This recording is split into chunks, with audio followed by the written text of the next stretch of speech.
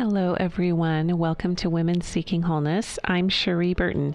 This is a podcast for women who long to feel, express, and be who they truly are. And I am just back from Costa Rica after a week at Rhythmia. Go look it up.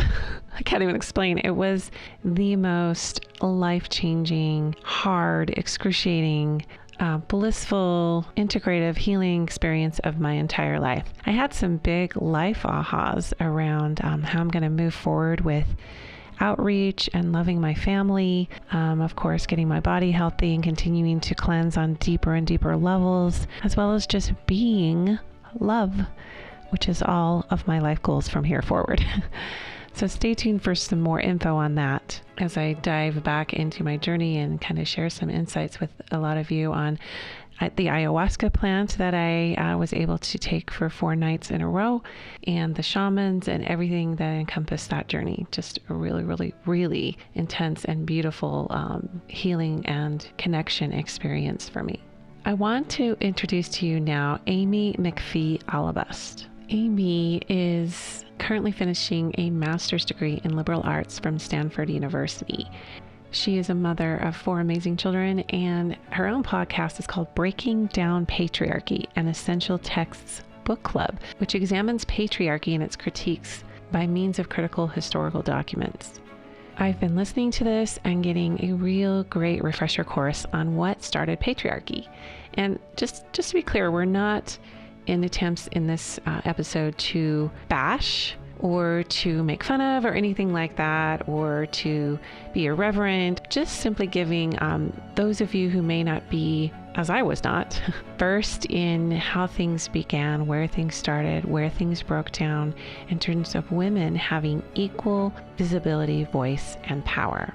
Amy and I share Mormonism as our heritage, the religion of Mormonism as our heritage. And about 5 years ago, Amy's article, Dear Mormon Man, which I will provide a link to in the show notes so that you can read that if you'd like.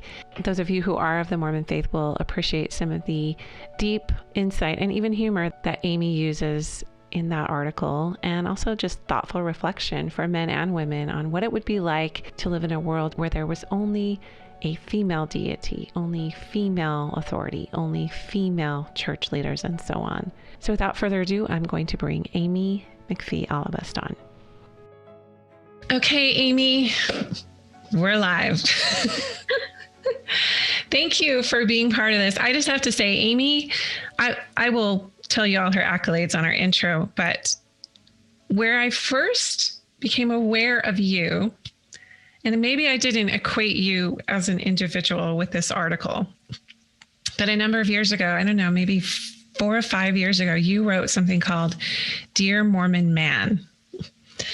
And it like rocked my world. And so I want you to share how that came to be, because it's a feminist piece, and it's quite thought-provoking. It's dead on.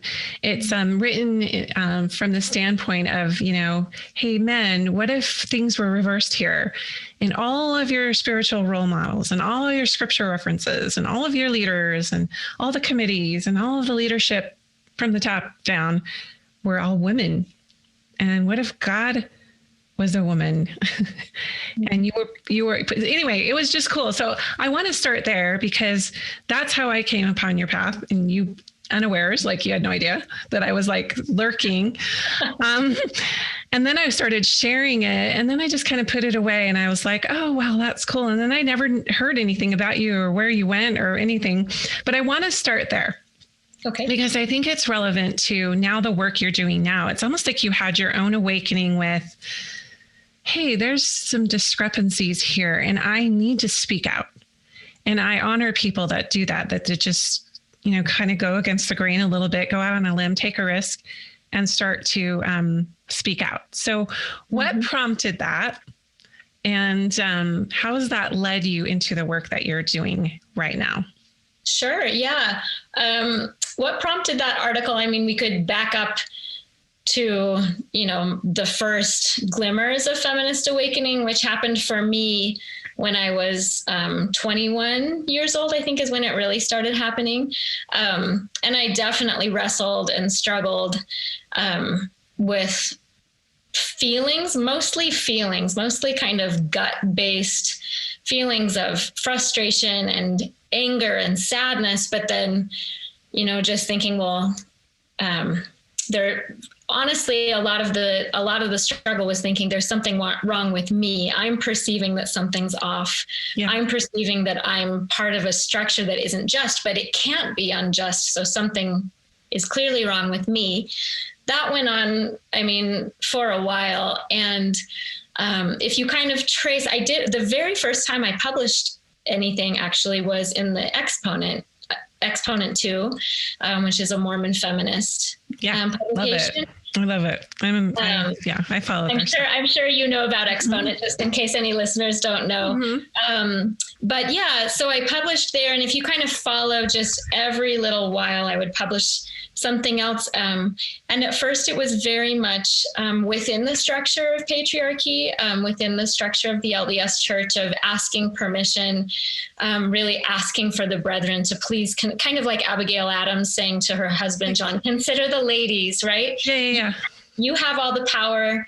Please consider the ladies. We don't have any power of our own. And I knew that was the proper way to make my voice heard, was to, who is my leader, who presides over me? And I had visited with, my local clergy, and that didn't help at all. But anyway, I published an open letter to Elder Holland. Nothing came of that, but I just was struggling, but staying in the LDS Church. And finally, it was a small thing relatively. It was, the proverbial straw that broke the camel's back. It's just a straw. It's one straw.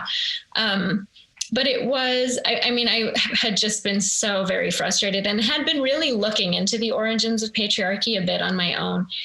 And there was just, this thing was happening in our local congregation. I don't know how much detail you want me to go into, but it was, in a nutshell, it was that our seminary, so the church education system where the kids were going to school, and where we were in California, it was early morning seminary. They had the option to start it later, but they wouldn't. And a bunch of mothers in our stake, in our larger congregation, had written to the stake presidency and said, we are, the mothers of these children and would really like them to be able to start seminary at the later time. This is not good for their sleep. This is not good for their mental health.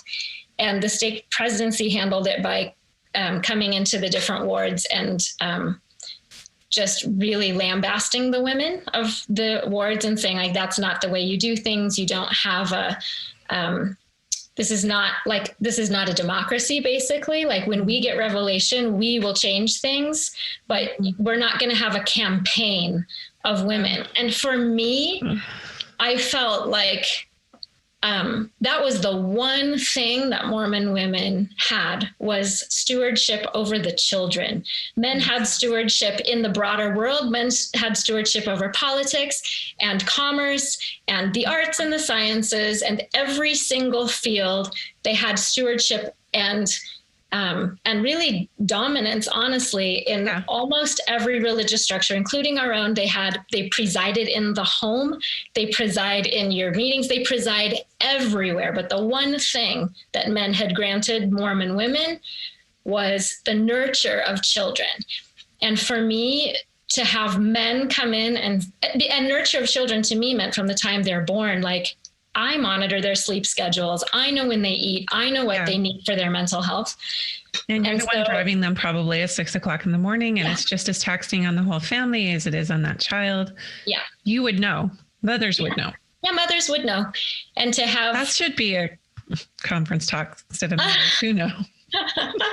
Mothers do know. Mothers actually do know. Actually do, yeah. So to be so dismissed and so say, like, oh no, I don't even have a say over my own children. And that, for me, and actually for a lot of women in our stake, that was really, really hard. Kind of that smackdown was really hard. So what happened? Did it just kind of, did most of the sisters go, oh, well, okay, they, we probably need to just be quiet and they have the revelation. So I don't know. I know people to each other, we were really frustrated and hurt, but nobody spoke out again. And then there was a calling change where I'm now remembering it was that. And then it was coupled with, they switched these callings and I voiced like, shoot, that's really hard for me. And then this other sister, and we were just told, this is happening. Mm-hmm. Get in line. It just was I'm just remembering now, it's two different things that happened where I was like, wow, I really have zero voice, like zero. Yeah. I am not regarded at all. And so that was, I came home from church and just lost it. And that's not like me. I'm actually very, very measured, and I don't lose my temper. And I just seriously lost it. And that is called the wild, fierce feminine. And she does make her appearance on occasion. Yeah. In instances of injustice. Yeah. Right. We could do a whole thing on anger. I know you did on your podcast too. It's just like, when is that justified? Right. Mm-hmm. When do we honor that? But you did. So did that, and I want to insert something here because, I mean, ultimately those things led up to you creating that article and really, but in church, women are usually only in charge, quote unquote, of other women and children. Right. And even then those are presided over. Right. Exactly. And like you said, even in the home, if people took the proclamation to the family quite literally, there is some history with that being, that really excited women were not even consulted when that was put together at all. Right. No woman was consulted before that was put to the masses. And people were like, well, why shouldn't it be? It came from a prophet. And this is where we're going to go, I think, is, how do systems, institutions, cultures, and societies suffer when there is not equal or egalitarian shared authority, voice, and leadership between sexes? Mm-hmm. But going back to the issue that you started, just like in quick succession, these things happen, right? That's usually precursor to some kind of an awakening of like, at some point you snap, or at some point you're like, I can't keep this in anymore. Mm-hmm. What you mentioned that another interview that I watched that you did, you said that the patriarchy keeps women in the role of children or something to that effect. Mm-hmm. Yeah. Do you want to just maybe extrapolate on that just a little bit? What do you sure. Yeah, that it does. And I had said that actually to my husband several times when I noticed it in different contexts. One context is in the home. In my marriage, my husband and I really started out as equals. We met when we were 18. We were silly. So we sparred a lot when we were first dating. So we knew each other's entrance test scores. Yeah. And we were really competitive, and we knew we were equals. But after we got married, and then I dropped out of the workforce and became completely dependent on him financially, that's one area where both of us have been like, whoa, how did this happen? Where he does have total control over the finances. And I've told him this is really a bad system because I am completely dependent on his benevolence. And it's great that he's a nice guy, but now by this time in our lives, we have lots of friends who are not so lucky. And I don't like the feeling that I'm just dependent on his, on his whim, because I totally am, because I haven't worked on my own money. So I'm just like I was when I was a child asking my dad for money, and he doesn't make me ask him, but again, he could if he wanted to. Right. And so I'm lucky, but it's an unjust, really immoral system in my view to tell a woman that her role is to be dependent. Yeah. And then of course in an ecclesiastical structure and in a religion where the men do preside over the women, and whatever that means, well, it means to be over, right? Yeah, you have overseeing and having the responsibility really to correct the people who are under you and to bestow upon them, whatever that you think they need, and to revoke things, and you just have control. And so that is the role of a child with a parent. And so a parent can be abusive, and a parent can be really nice and benevolent. But in a structure where you have adults, where one group of adult adults based on a biological trait has, authority over another group of adults. That's just, I think I see this as grooming now. So I'm going to use that strong of a word. Mm-hmm. I was groomed being raised in and I'm talking about the Mormon religion, where almost like being docile was equated with being Christ-like. That's like right. All of the fruits of the Spirit, meekness, temperance, basically being that person who swallows it down and obeys. Mm-hmm. Right, as Christ-like. Mm-hmm. And so I've even entered conversations with women, younger and older than me. I'm 52, but women younger and older than me who will say things like, well, I don't understand this doctrine or how this, patriarchal structure works now, but I'm just going to be obedient because that's Christ, and it just, in times past, I would have been like, they're probably right. But now I'm just like, that could be a dangerous setup. Mm-hmm. To be able to, and I don't want to use the word blind obedience because that's a very strong triggering word for some people, but to obey without question, we'll say, mm-hmm. in favor of a hierarchy or a structure that perhaps has a better access to God than you do. And that you just, if something doesn't feel right for you, you just kind of need to, swallow it down and obey because that's what Jesus would like you to do. Yeah, that's definitely true. I think that's true within a lot of religions. And I talk about that a little bit on an episode that I have on the Virgin Mary and how, the Virgin Mary is really held up as the ideal woman, and her traits are submissiveness, meekness.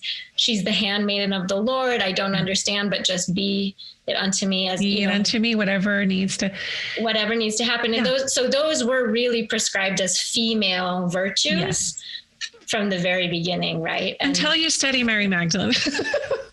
Right. And then but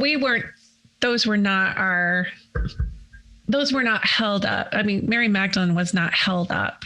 Oh, no one talks about Mary. No, but they're about to. But really, really quickly too, I'll say the episode that just came out on Sarah Grimke. Sarah Grimke was a feminist in the 19th century, and she specifically, explicitly said there should not be any gendered virtues.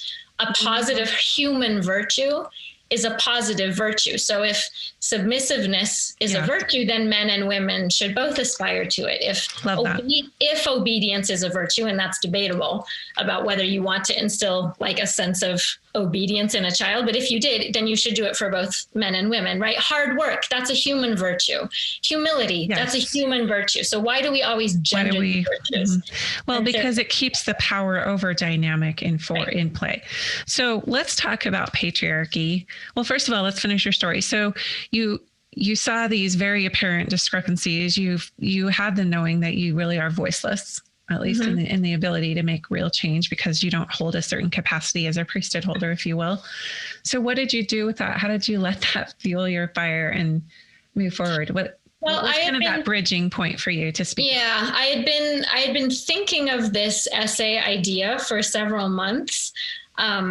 Maybe, more than that, a couple of years, it would come back to me sometimes and think I should write out a thought experiment as kind of an invitation to men to have some empathy about what it might feel like, because when I would talk with men, I didn't feel like they understood. And so I had that idea in my mind of I want to do a swapped scenario to invite men into, Carolyn Pearson had written that piece out walking the pink moccasins. I had never read it, but that's essentially what it is, to walk in our shoes and feel what it feels like. And by the way, it says Dear Mormon Man, but it's bigger than that. It talks about all the presidents being men, again, all the scientists and all of the, all of your role models are men. So finally that just barreled through me. I mean, after that day when I came home from church, and I'm like, I cannot just keep trying to force myself into this submissive role in a structure that, where I'm always presided over by men and where women truly have no power and no voice. I can't do it anymore. And that's when I just started writing. So all of this stuff came out, and then I published it. on Medium, and my mission trainer, my companion on my mission, with whom I am still dear friends, Megan Cahoon Alder, she did the episode on Mary Wollstonecraft. She shared it in a Facebook group, and from there it went viral. And so I just sent it to her, like, what do you think of this? And she's like, can I share this on Facebook? And so you can thank Megan that it made it. Megan. Yeah. But this whole thing about the layers of men that we have to kind of go through. Now, I think you and I would agree. We love men. We have great husbands. I have 3 sons. I have dear friends that are men. Of course, I have a dad and a grandpa I adore. Like, it's, it's not about calling out men. No, it's not, because patriarchy is not about all men being empowered and all women being disempowered. Patriarchy is a system. Obviously, it comes from father, rule, patriarch. Any archy is just a ruling structure. So a monarchy is a one person rules. Anarchy means no rule. And so patriarchy comes from father rule, but then it came to mean men rule. But it doesn't mean all the men rule over all the women. It means a few men rule over all the other men. Yeah, because men are just as disempowered in this kind of a system as unless you're in a leadership position. Exactly. But it also, it privileges all of the, and this is what Rianne Eisler talks about in The Chalice and the Blade. Yeah, I want to get to that for sure. Yeah. But those traits are gendered, right? Aggression, but even being assertive and being strong physically and being kind of out of tune with your emotions. Those are cultivated and privileged. And that's actually, as we know, super unhealthy for boys too, because all human beings, and your podcast is titled Women Seeking Wholeness, right? If you want wholeness for women and men, if you want wholeness for boys and girls, that means encompassing all of the positive human virtues. And so you have little boys going like, oh no, if I don't want to fight on the playground, there's something wrong with me, right? Like, because those very aggressive attributes are held up as the ideal. That's not good for anybody. Well, we're seeing this really almost plague-like proportions of people holding emotion in their bodies unexpressed. It's creating a lot of disease and illness, and not just mental and emotional illness, physical illness, of literally generations of boys and girls, especially boys, swallowing down. For women, there's a lot of throat center issues, I was just talking to my mom about this the other day. My mother is a feminist in her own right, although she would never say she was. And, but she had a role. For those people who are not Mormon, there's the Relief Society is the women's organization in the church, and it's the largest in the world, one of the largest for women in the world. And so it's the one place where women kind of get to play, even though they're presided over in some domains, but it's where you kind of gather as women and you do service and you have lessons and different things. And some of it can be interesting. But my mom was the stake Relief Society president. So she was over several congregations. She was the Relief Society president over several congregations of women. And she was telling me about when they had a big meeting with the leaders of the stake. And my mother was one of the only women in the room. And even though they were representing several parts of the organization of the stake, and they had talked about this huge event they were going to do and this big recreational thing, something or other, and they had said, and then the women can do this and this, and it was so ancillary to what was actually like the fun part and the adventurous part and the cohesive, really. And so my mother, I guess you have to kind of know my mom. She's a saint, but literally do not cross her because she is so feisty. And she's like, excuse me, but the women will not be serving the men at this function. We will not set that up. And if I'm going to be the leader of all of the stake, then I'm not going to create a stake Relief Society where we're always in service to the men. So you guys can do the real stuff and we get to clean up or serve. And they were like, so for a while they were all scared of her, but then they grew to respect her. Mm-hmm. And they would consult her. Well, what do you think because they honestly, like, it's not even up for them. That's why I love that you wrote, Dear Mormon. Like, I had my husband and dad read that and they were like, wow, I never thought what it would be like if all of my exemplars were females. Like, they really, so some of these, we can't blame, they're just part of, like you said, that system where it's been through tradition. Mm-hmm. It's sort of like, this is the way it is. Why would they question it? They're the benefactors of that, right?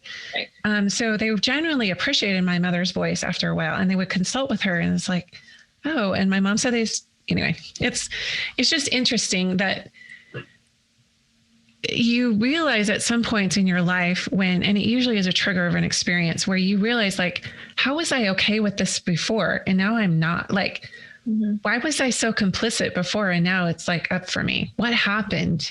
And like you said, it's just like one thing built and built and built and built. And then, all right, I got to write this down.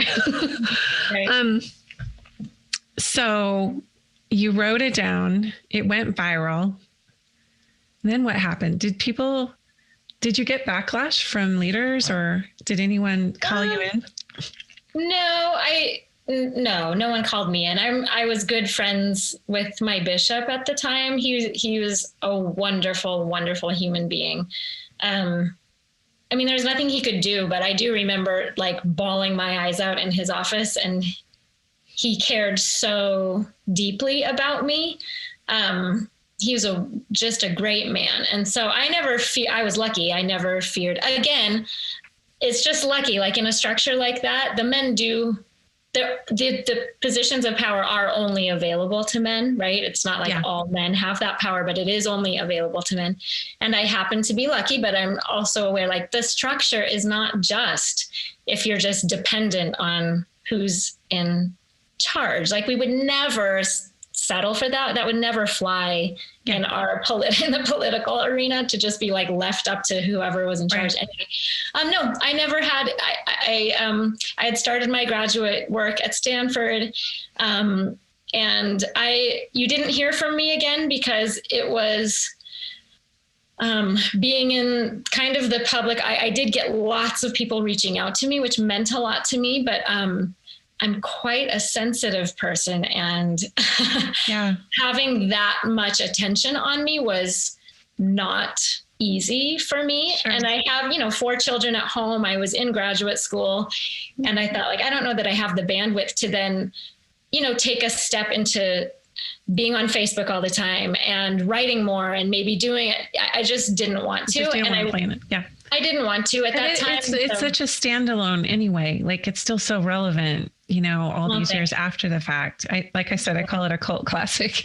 Well, I did keep writing. It's just, I wrote a lot about women's issues, but I also just thought, I just kind of turned to, like, I want to understand patriarchy through history. And so because I was in graduate school, I kept writing. I've written tons and tons of papers, but for school. Sure. And I just turned my attention toward my secular education. Again, at that time, I just thought that's not really the space that I wanted to stay at the moment. Not that there's anything wrong with it. It just wasn't right for me at that time. Sure. And then I had a whole experience, which I won't talk about, where I did actually speak at Stanford at the student union, and had like kind of a terrible experience with some local leaders who came and really like did not like what I was saying, and kind of religious leaders or and so I was like, I am done with you.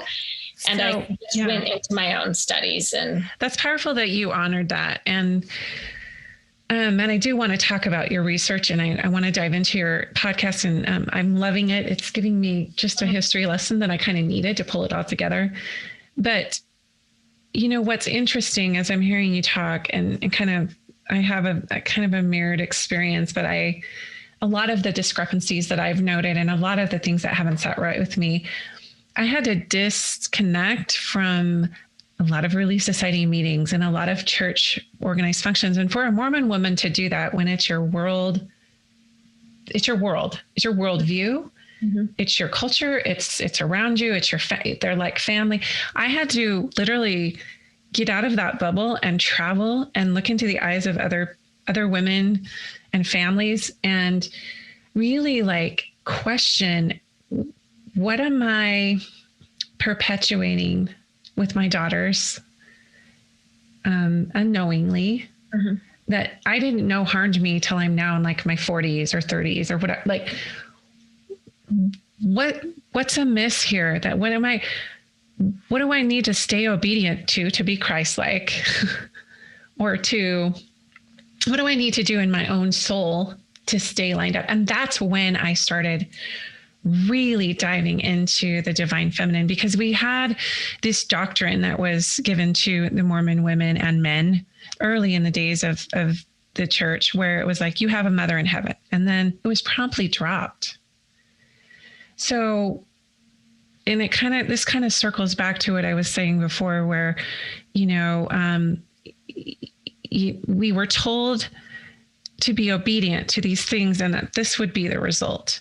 So that we're obedient to these things, but there's this huge gaping hole in our eternal identity.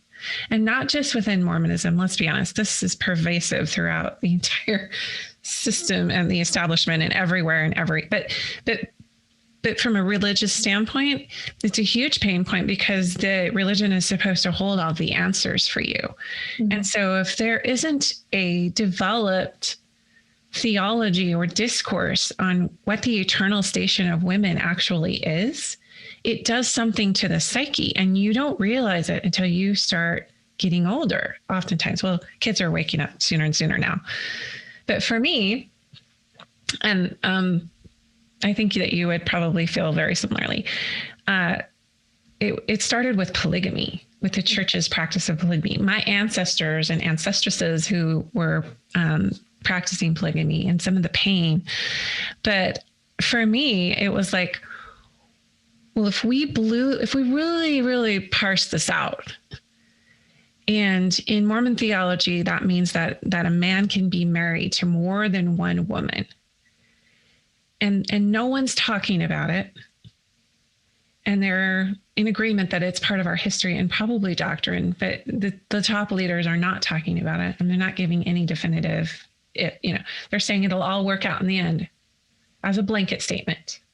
But in my opinion, if it's not working out right now in my body and with my soul, then it's not going to work out in the end. So I'm sure you've had these discussions with some women who are like, well, if I have to share my husband with someone in the afterlife, and that's what God requires of me, and then I will be obedient, it will be really hard. Mm-hmm. But that became such an unbearable notion for me that I had to take the whole thing and I reject this thing entirely. Like I reject the concept of a God who would make me or put a system in place that I was compelled to be obedient to share my husband with other women, whether it's now or in the afterlife. And for me, that was a really powerful stance to take and to speak out. Mm-hmm. That I can reject that. Mm-hmm. I don't have to obey that. I don't have to think it's part of my future. I don't have to accept that it happened at all. I don't have to accept that it happened to my ancestors and whatever. Like I can say that is clunking in my soul, mm-hmm. and I can reject it, and I have the right to do that. And unfortunately, when we get into some of these cultures because I do want to talk about Rihanna Slur but these certain cultures where it's all or nothing, black or white, this is the way it is. It's evil or righteous. There's really no nuanced gray area to be yourself, to be able to extrapolate what serves you. And I know I don't like this buffet idea, that's the best analogy I have, that you can take pieces of this big table and you can take things that serve you and feel right for you, and you reserve the right to not take the rest. Mm-hmm. Right. But I just couldn't even have the conversation with someday I might be so developed and unselfish and righteous as a woman that I will just wholeheartedly embrace the notion of afterlife polygamy. Mm-hmm. It's laughable to me that I thought that would be the highest way to be a woman. Mm-hmm. But that's how we, in many ways, were subtly and not so subtly programmed to think. Mm-hmm. Well, that's how, any authoritative power structure is built, where the group in power has the power to create the stories and interpret the stories and they have control not only over, the power in terms of the law and the doctrine, but Gerda Lerner says that men are the symbol makers, right? They're the ones who have control over the whole narrative. And in any power structure, I think we're born, like we talked about, you're born and you don't know, you don't have no context for, your family, your religion, your culture, and the broader human story to compare against. It's just normal. Your life and, your surroundings are normal.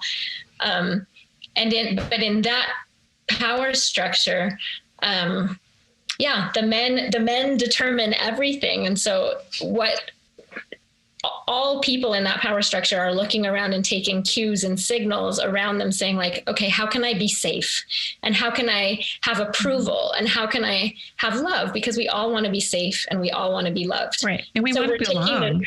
And we want to belong, right? And so it makes perfect sense that men and women taking those, millions of cues over a lifetime of saying like, okay, well, who's in charge here? Who do I need to please? What rules do I need to keep in order to be safe? How can I play the game? I have to play the game. We all do. Yeah. That's just human. That's the way our brains are wired. And so it makes perfect sense that you would go along with whatever you're told by the people you trust, your parents, that the adults in your life are telling you, here's who you are. Here's your place in the world. Here are all the stories about how the world, came to be and who we were before and what we're doing after. And so if all of those people telling those stories, they create our universe. Mm-hmm. And so, that's why you believed that for so long. That's why I believed that for so long, because we do believe what we're told when we're little, and it takes. Yeah. And what was filtered down to us and whitewashed and all of the rich history of the feminine that was not included in academia, in religion.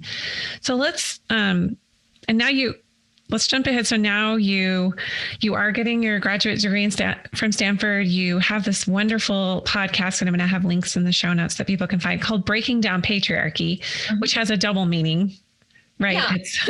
It's let's break this down. Let's figure out where this all started. So I know this is a relatively new project for you, but you've been able to cover a lot of ground. And I've listened to the first 5 episodes, and I have to tell everybody, we can't, in the interest of time and in the scope of this podcast, even remotely dive as deep as you can get by looking at this history through the lens of this podcast. And I'm going to just encourage every woman to go listen to that. Mm-hmm. And it's not specific to any religious construct. It's This is history. This is the history. This is what happened. So as you've been able to study women like Gerda Lerner, who wrote, The Creation of Feminist Consciousness, The Creation of the Patriarchy, give us like the little dotted bullet pointed, like, where did this start, where it became a power over? Where did patriarchy start? Because I think an important distinction that I learned from, and I have a minor degree in sociology, so I remember remotely learning about, like, they were really hard pressed to find these matriarchal cultures.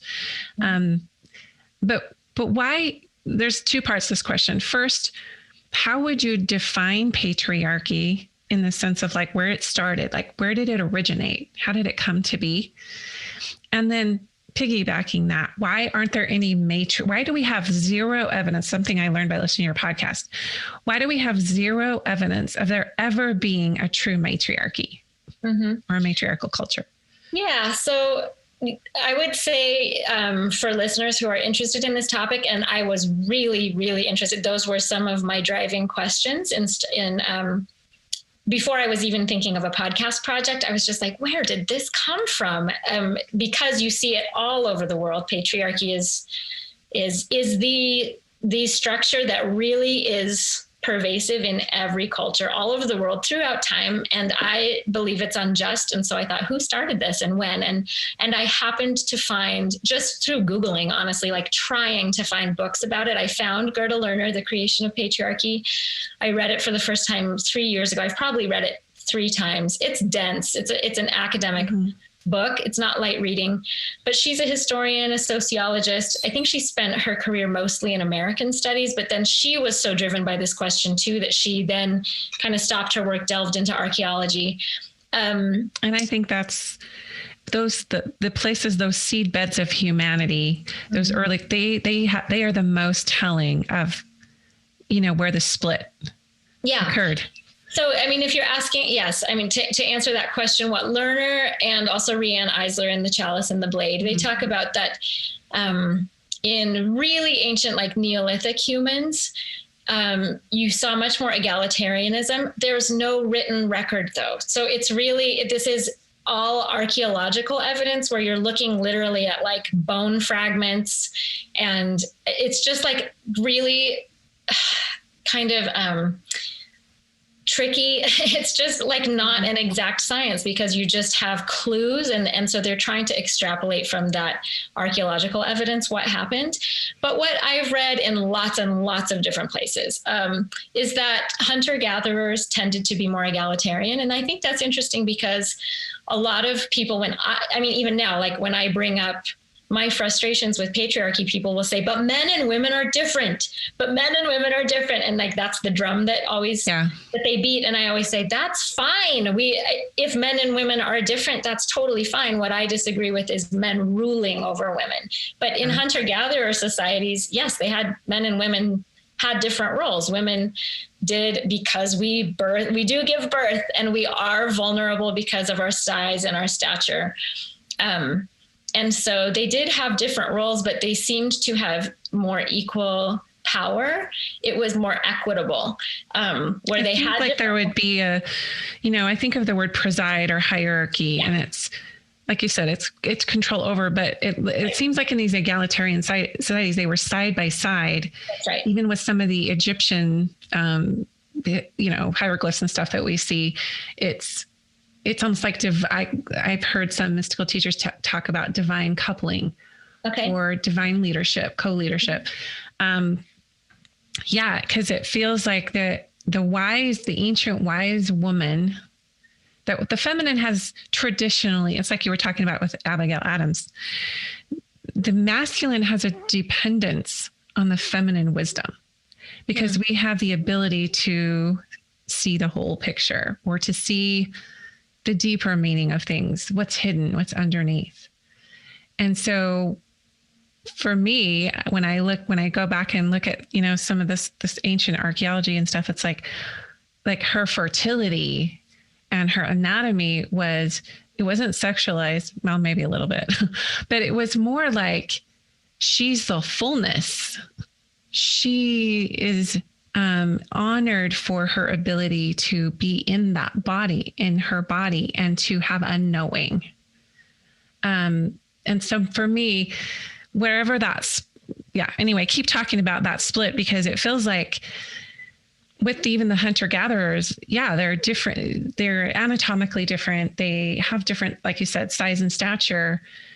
But where did physicality come to be the marker for who was in control?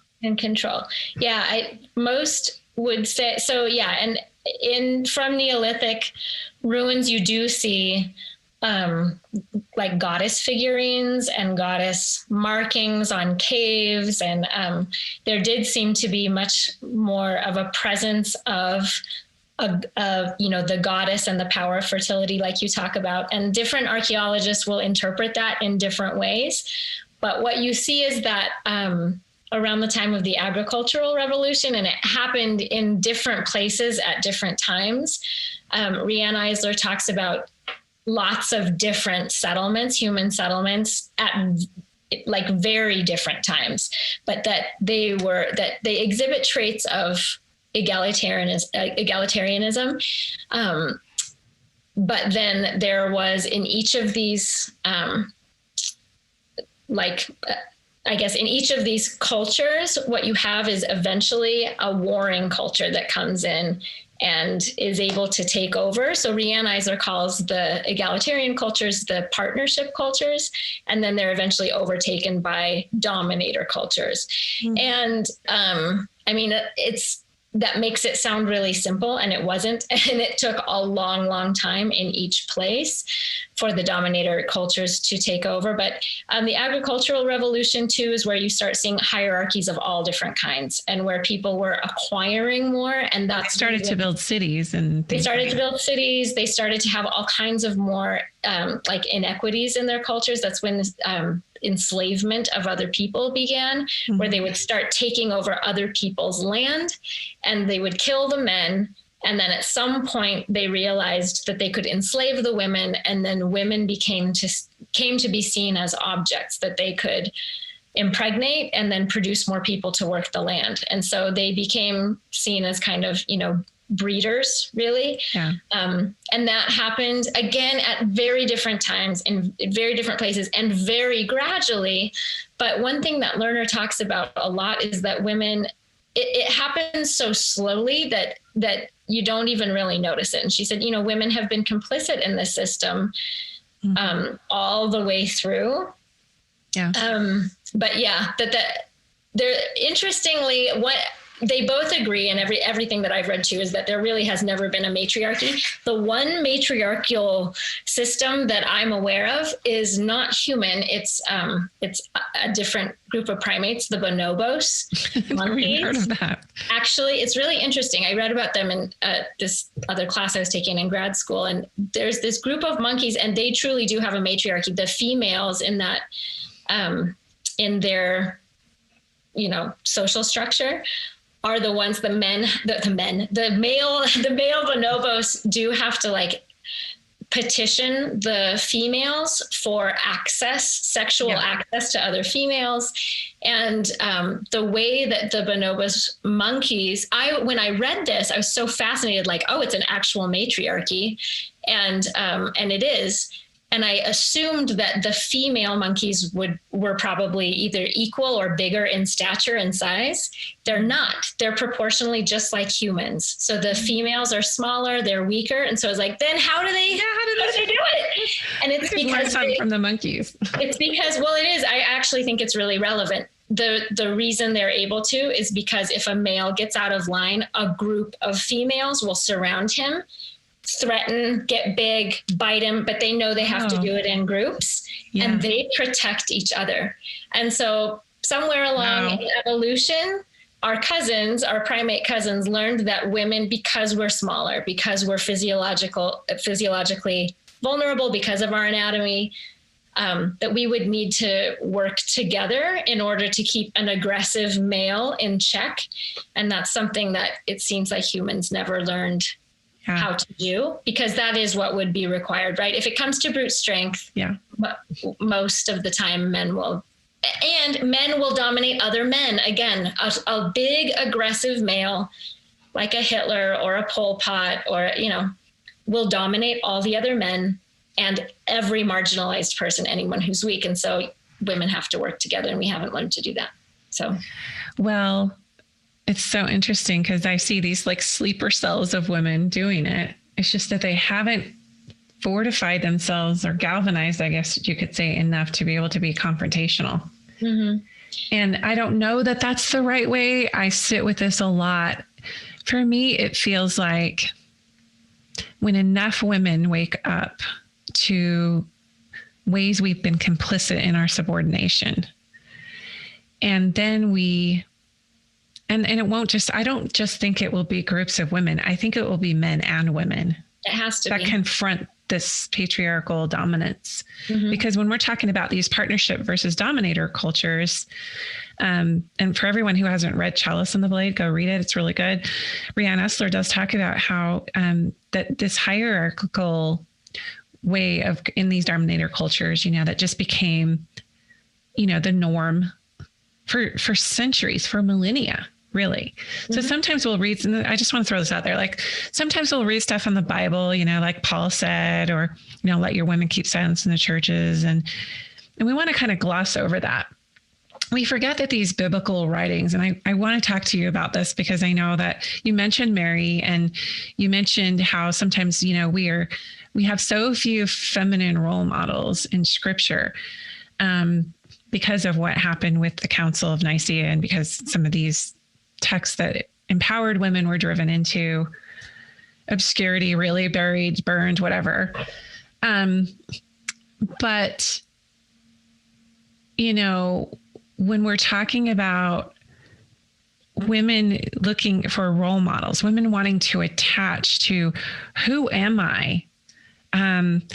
I think not knowing the true history of, say, a biblical text. How did we get the biblical texts?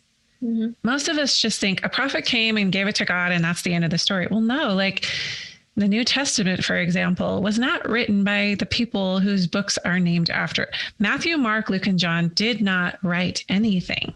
Mm-hmm. They gave their interpretation to someone through this oral tradition, a scribe who wrote it down. We have no idea the lens or anything that any of these people were looking through when they wrote them. And they were written a generation even after Christ died. That's why we have very different vantage points, even in the four Gospels. So let's talk a little bit about that, how not knowing the true history of how women have been subordinated, let's just say, or silenced, or written out of, really literally written out of the history, or not giving the opportunity to be educated, let's just say. How does that aid in the generations of today, you know, in our own subordination, and then our daughters and their daughters? Like, what do we need to do? Mm-hmm. Because it's one thing to read this stuff, and then like, it's really dangerous to educate women. I'm just going to say that. Dangerous in a good way. Now, that could be a very sexist statement, right? But I mean, like, once women get it and they see it and they see the whole, how that this has just been perpetuated, at some point there will be an uprising, and we're seeing that happening. Well, there have been, yes. And there have been waves of it, right? Waves, but it's never like stuck. Mm-hmm. It's never, yeah. It's always like, oh, those angry feminists, or, oh, those women who won't be quiet. Oh, they're just mad. Like, I was even thinking about that, about feminists, you know, even in my college years. I was at Brigham Young University when the September 6th got excommunicated. And for those of you who are not members of the church, and even members of most members of the church don't know about this, but, yeah, for diving into the history of, or talking about Heavenly Mother, there's been punishments, there have been disciplinary actions held. So anyway, how does not knowing about our own history and what actually happened and how women were kind of written out of the story in favor of his story or history, how does that aid in our current subordination? Well, I would say, I mean, several ways, right? And Gerda Lerner talks about this a lot in her two books, the Creation of Patriarchy and the Creation of Feminist Consciousness. The first way is that, I mean, like we talked about, if you're born into a system and there's an invisible matrix of power around you that everybody's participating in, it's really, really hard to see it with any context, and you need something outside of yourself to give you a different lens in order to be able to see it for what it is, right? And so if you're not educated to see how it came to be the way it is, you just, it's very, very hard to see your system for what it is.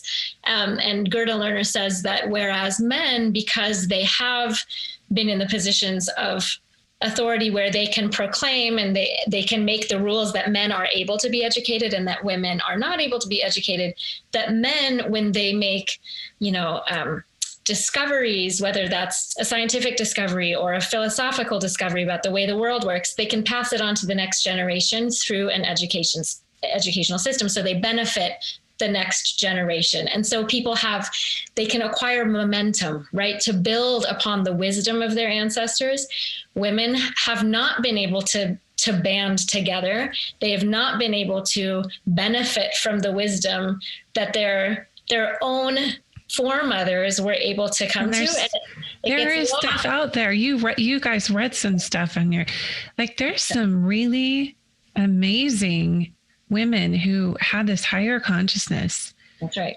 And bravery.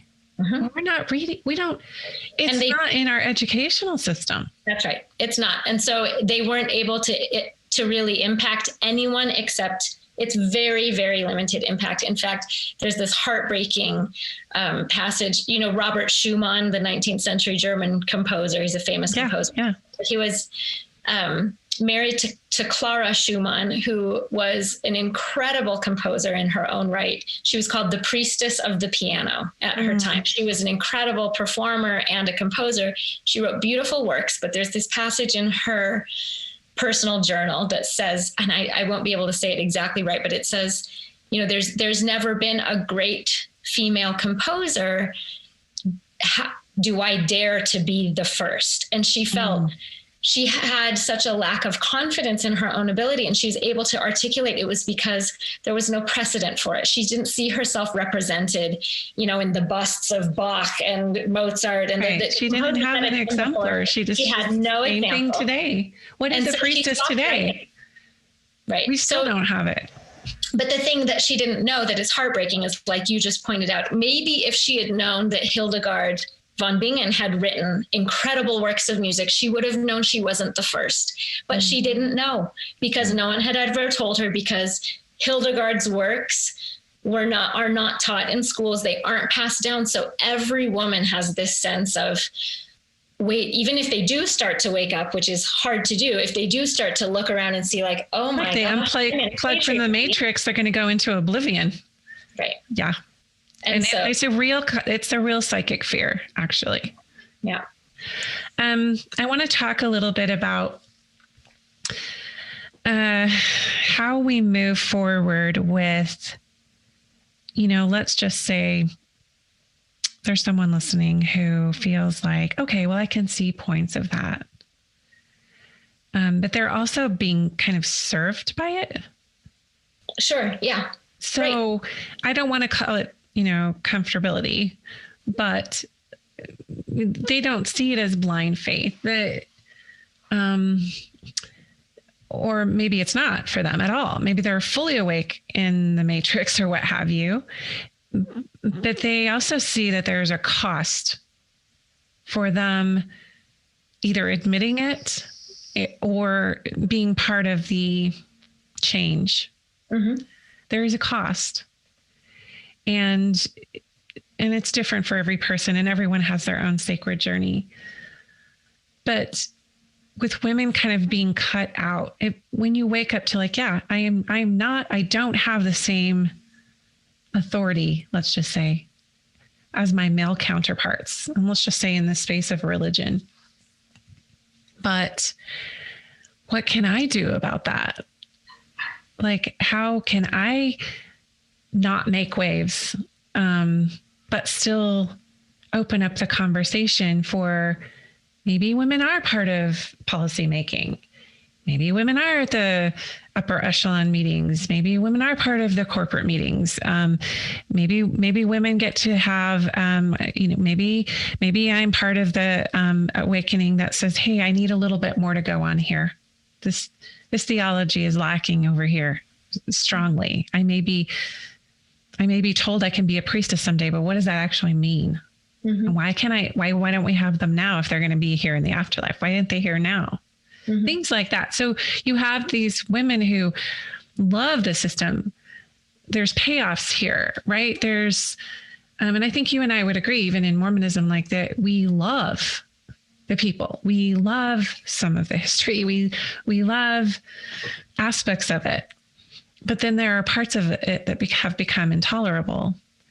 So for that woman who is starting to feel the disparity here, or the duality that exists in, let's just say, the gender discrimination, what would you say to her if, like, well, there's nothing we can do, so we might as well just benefit from this lovely community and culture?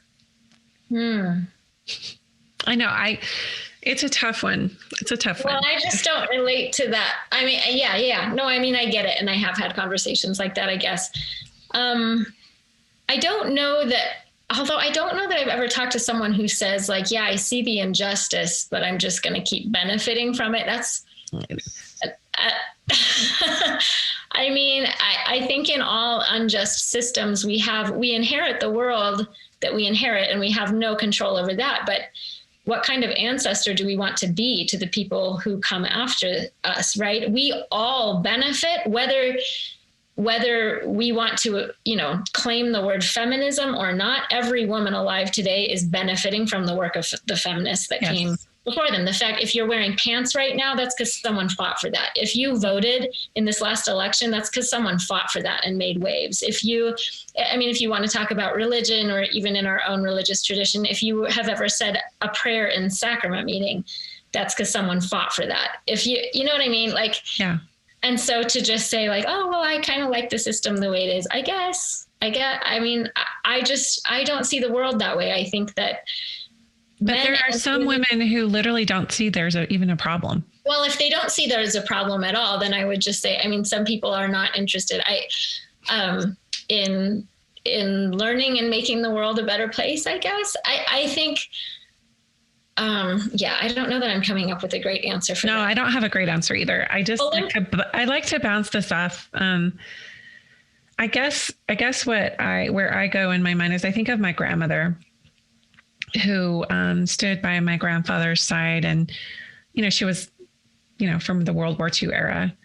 And he always had leadership positions in the church. He was a bishop, a stake president, a patriarch. And for those of you who aren't aware, that a bishop is over one congregation, a stake president is over multiple congregations, and a patriarch is a man who is sort of endowed or set apart with this gift of kind of like prophecy, where they lay their hands on your head and give you a kind of a pronouncement of a blessing with your gifts and kind of your future a little bit. But anyway, he did give me my patriarchal blessing. And my grandmother was just a consummate hostess, but she was also super feisty. And I remember I would always watch her. She always carried herself. She was so classy. And she had 3 sons and a daughter. My mom's her daughter. And I would always ask her certain questions of things I was struggling with. And she always had, the Sunday school answer, but I always just saw this little glint in her eyes. She had to say that, but she wasn't good with it. But who was she to not be good with it? Right. Right. Yeah. And this is what I mean. For so long you can do that. But where I feel the empowerment of women actually lives, and men too, but especially women, is how it's sitting in their body. What are they feeling? Where does that fire burn? And this is why one of the reasons I want to interview you, because as I was listening to you talk about some of your pinnacle experiences that you were sort of waiting to go through, like going through the temple for the first time, it was I felt this intense, you literally said, I felt this intense heat inside. Mm-hmm. It's why is everyone else okay with us? Why is this creating a fire in me? Mm-hmm. And in times past, we would have deferred that or outsourced that and said, well, then there must be, like you started the conversation, there must be something wrong with me. Right. It cannot possibly be this establishment or this system or this pattern. It's me. Mm-hmm. What's wrong with me that I have this fire? And as that persists, one of 2 things can happen as I see it. You get sick. Mm-hmm. If you have a fire burning in you for a cause or something that you feel is a discrepancy or an injustice and you just let it fester, you can literally get sick. Mm-hmm. Or, and this is kind of what I was leading to by asking you the previous question, what could you do with that? Mm-hmm. How do you transmute that and work with that so that true change can happen and you stay healthy? Right. So yes. And I guess I was saying, I don't know the answer because I was trying to picture a bunch of different women that in a different, some women have this. I'll back up really quickly and say that, yes, for sure. Listening to our gut, listening to our heart, that's what having integrity is, right? That we are whole, that we're not putting on, a mask and a persona and saying one thing because we can sense that that's what society wants us to say when actually we believe something different. That does make us sick. It's moral sickness because it's not being true to what we actually believe. It's dishonest. And it does make us sick too in our bodies.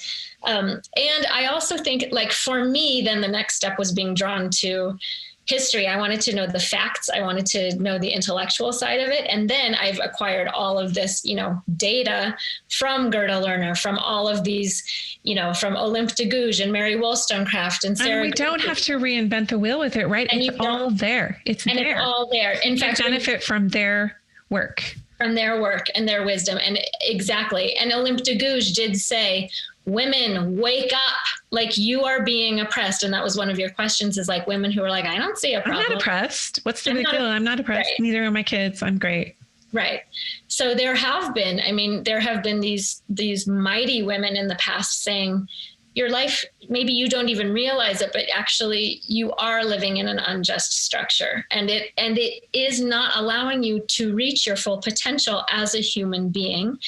And also maybe there are women who don't feel those pain points, but other women do. And so by being complicit in that system, like, what's the problem, ladies? Like, perpetuating that's it. Just as dangerous. Yeah. That's right. So I think that being true to yourself is one way to make a difference. Speaking your mind. I asked a BYU professor this years and years ago. I went and visited with Camille Franck Olson at BYU. And I said, I'm struggling so much in the church. Can you give me some advice? And the thing that I remember her saying is, she said, I'm always the only woman in the room. I'm always the only, like, in any meeting at work or whatever. And she said, you have to say what you really think, because these are good men. These are good human beings. But like you said, it doesn't occur to them because that's not their lived experience. And because there isn't any pain point. They don't have attention around it. So they haven't thought of it. Mm-mm. And so that's the advice she gives to me, is the best thing you can do is just tell men what you really think, so they know. And then what they do with it is a different issue, but that is a place to start in our marriages, with our brothers, with our dads, with our male friends, to speak the truth. That does have a ripple effect, and at least to have men have more awareness, because we do want to work together. And my podcast is titled Breaking Down Patriarchy, and I do talk about how my goal in that is that that all human beings identify this unjust power system, and that we dismantle it carefully. Yes. And compassionately. And consciously and compassionately. Yes. Together. It's breaking down an unjust system together. And all human beings will benefit from that, men and women. It is not about women breaking down men. It's about men and women and all people. Because the masculine is just as wounded in this. It is. And they all want their mother too. Yeah. So I would love for you to read as we kind of wrap up, because I know we could go down a lot of, a lot of different arenas here. There's so much to unpack, and it's just like, so I'd love to just bring it back to like you sharing that, how women were kind of cut out of that theory formation, and how the naming of things fell on Adam somehow, and how even these biblical texts that we think, God himself wrote it, through Moses and wrote it. I would just encourage people to really look at the history of the creation of Christianity and biblical texts, because it's well documented that these were passed down through oral traditions, sometimes generations, hundreds of years even after. Thousands of years. Thousands, yeah. Bible, it was oral tradition for thousands of years before anyone ever wrote it down. Exactly. So taking literally, when they had their own cultural discrepancies with just the oppression of the feminine, right? And everything from the goddess temples being destroyed and so forth. But I just loved how in one of your episodes, you brought in, I think it was in the creation of the patriarchy, right? How, the feminine was just cut out of the creation story in and of itself. Mm-hmm. And how everything was misconstrued, and now we take it so literal. So if you can find that. Sure. Yeah. Reference. You had asked me about it before, so I did flip through my book. And when was that published, by the way? It's in the 80s, I think maybe 86. Okay.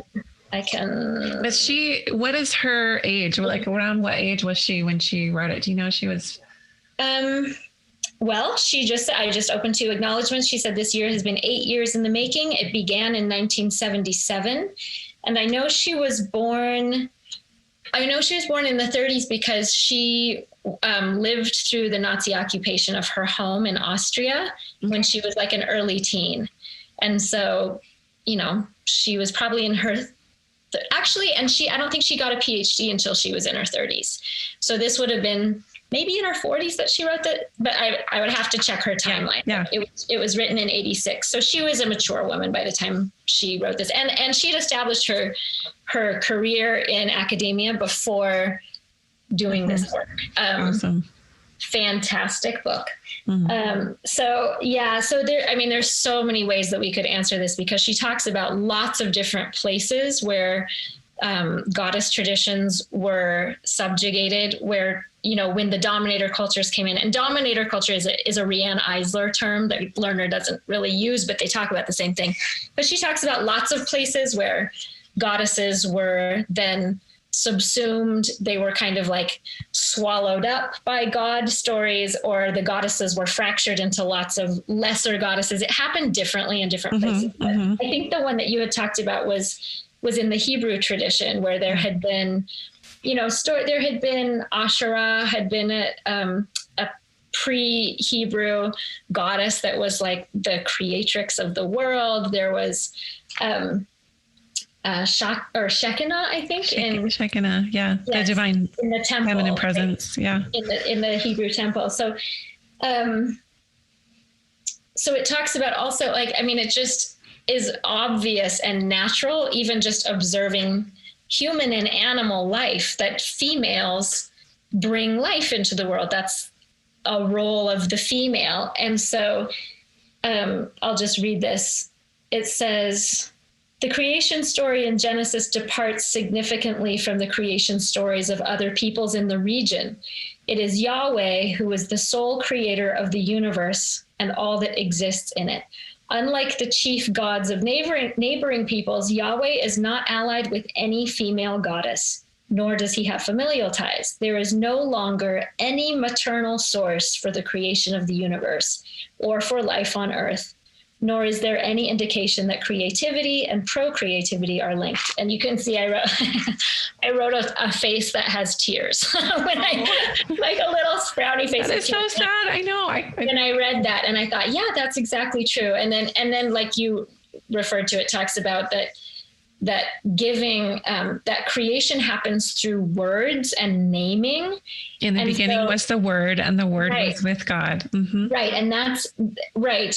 And even in the Hebrew Bible, in the Old Testament, it says, God said, let there be light, and there was life. So it's light. So there's even God's words creating the universe in the Old Testament and in the New Testament. And she said, so you would think, if that were true, if it were an egalitarian, like male, female, yin yang kind of thing, that maybe the Adam and Eve would name things. And instead she says, God granted that power specifically to the human male only. The pattern recurs after the creation of Eve. Adam names her as he had named the animals. It's like, here's this stuff given to you, including animals and a woman. What are you going to name it? Right, exactly. And that in naming her, he does exert authority over her. Sure.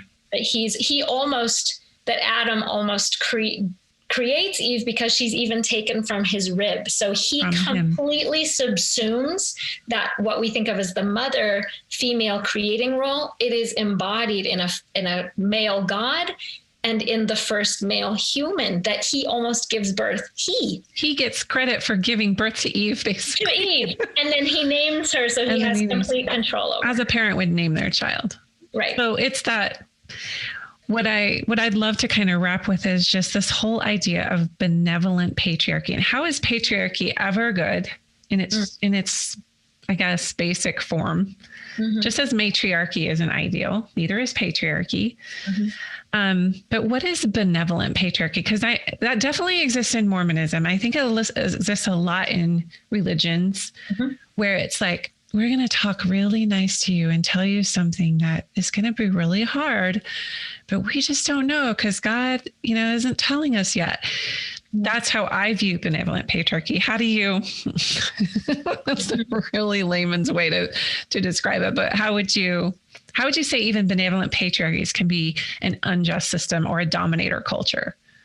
Well, just by definition, again, it's because even if the person is, talking to you kindly in a nice voice, if they are defining your role, if they're limiting what you can do, if they assume centrality and saying like, the way that I see it, this is the true way, and I have, or I have more of a vote than you do, it doesn't matter the tone that they use to limit your life. They're still limiting your life. And so that's, I would say there's a whole range of the way that patriarchy is practiced.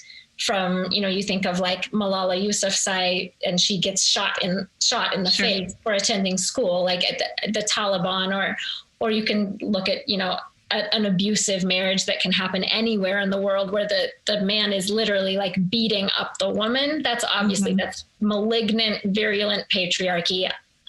But yeah, like I said, there's a whole range. There's a whole spectrum of what that looks like. And we've been so entrained and programmed to accept it, right, until it becomes relevant to you, and you get in your body and you listen to your feelings, and then you understand that there has been misogynistic rule in so many domains throughout, so pervasive across so many establishments and institutions. But I love what you said in one of your interviews, and let's just wrap it. I keep saying, let's wrap up, but I just feel like I keep talking. That tricky line or tricky balance between reason and faith. Accepting something on faith because it's been told to you, and it's tradition, and it's a pattern, and it's the way God said, versus your own body, your own soul, and your own ability to critically think, because that isn't always honored, especially for women. I think the quote was, "I don't believe the God who gave us reason would want us to forego its use." That's Galileo. Is that Galileo? Uh-huh. But that whole, for me, the thinking critically, I guess you could say, is more of that healthy masculine part of us. It's the logic. It's the left brain. It's the, here's how it structures. Here's how I can structure this and make a formation here. And here's how I can give us this template. And then the feminine part, and this is critical thinking and breaking things down and analyzing them. And deconstructing even. And then the feminine, the healthy feminine, is where we honor the feeling part of us, the intuition. You could say the spiritual gifts. So I love meeting people like you who just are like, well, it doesn't make sense. I have a brain, and I'm intelligent, and I've thought this through. I've struggled with this. I've wrestled with this. I've been in pain. My soul's been on fire with this. So you've got both of those dynamics, right? Where your critical brain is like, something does not add up. This is unjust, right? And now you can back it up with the research and the data. That's healthy. But sometimes in these dominator cultures, that's seen as being disobedient or not having enough faith. So how would you speak to that? And then we'll kind of wrap with that. It is being disobedient to it. And it is. And the people I admire, again, it depends who you want to be in the world. Like, Joan of Arc is my lady. Yeah, right. And I was going to say, Henry David Thoreau talks about civil disobedience. You're not, and Abigail Adams too says to John Adams, we will not hold ourselves bound by any law in which we had no part in creating. And Thoreau, people who fought against all injustices, against white supremacy, against the enslavement of other people, against, Jim Crow laws. If anything that is unjust, we have to honor our moral compass, our conscience, and stay integrated whole people by saying, I know what my heart and my mind are telling me. That is not right. And for people looking back on my lifetime, what contributions do I want to have made to the world around me? Do I want to move things forward? Do I want to make the world a better place for myself, my children, and my posterity, and also for people who maybe are marginalized, that maybe it isn't hurting me, but it is hurting somebody else. And do I want to make the world a better place for somebody else too? And I think with that lens, as a person who's a historian, I think looks back and looks forward, right? We see everything on a timeline, and I'm only here on this little point. So learning about the past and figuring out how things factually, how things came to be the way they are, helps us go, whoa, we see all of the steps to where we got. If you were to lay out that timeline, which putting it all in perspective, and like you said, we're still on this timeline. That's right. And what do you want your legacy to be? That's right. We determine the future of where the world goes, and we all will play a part. And what do you want your descendants to say about you? I love it. And I think we're in an epic point in the collective consciousness of literally the breaking down. That's why the name of your podcast is perfect. Breaking down patriarchy, not breaking down men. Let's just not breaking down men. We love men. And even men I've met so many of these amazing conscious males who are just not good with the way women have been maligned, subordinated, oppressed. They also recognize that inside of them, their feminine qualities have experienced that same oppression by the swallowing of emotions that we talked about earlier. So thank you so much for your work. Can you tell people where to find you and your fun podcast? Yes, definitely. You can go to breakingdownpatriarchy.com, or you can look up Breaking Down Patriarchy podcast. The full title is Breaking Down Patriarchy, an Essential Texts Book Club. And you can find it wherever you listen to podcasts. And we also have, I think, some really great stuff on Instagram. It's Be Down Patriarchy. Oh yeah, I like it. I like that you're fitting on there. So there's supplemental, works of art that we talk about on the podcast, and quotes from the authors, and just some neat visuals there. So yeah. I love it. Thank you. This has been awesome. Highly recommend you guys go out and grab those books by Gerda Lerner, The Creation of Feminine Consciousness and The Creation of Patriarchy.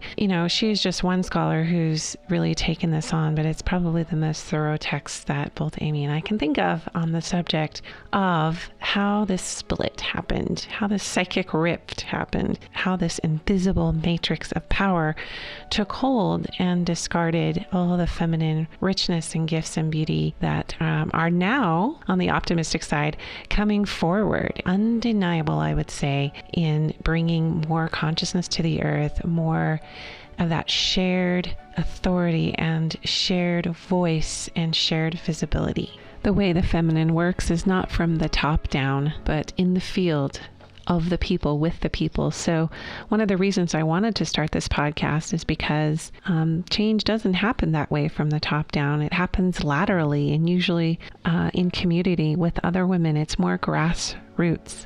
We can move that needle faster, and it's going to happen anyway, just because it's a natural part of our evolution and of this time of the earth. But I would just encourage you to really feel into how you can use your inner voice and use the gifts that you naturally embody to further this beautiful awakening and expansion of consciousness of the feminine. Thank you for listening. Thank you so much for listening, and stay tuned again for my next episode, where I will go into my sacred journey in Costa Rica. Have a gorgeous day, and we'll talk to you next week on Women Seeking Wholeness.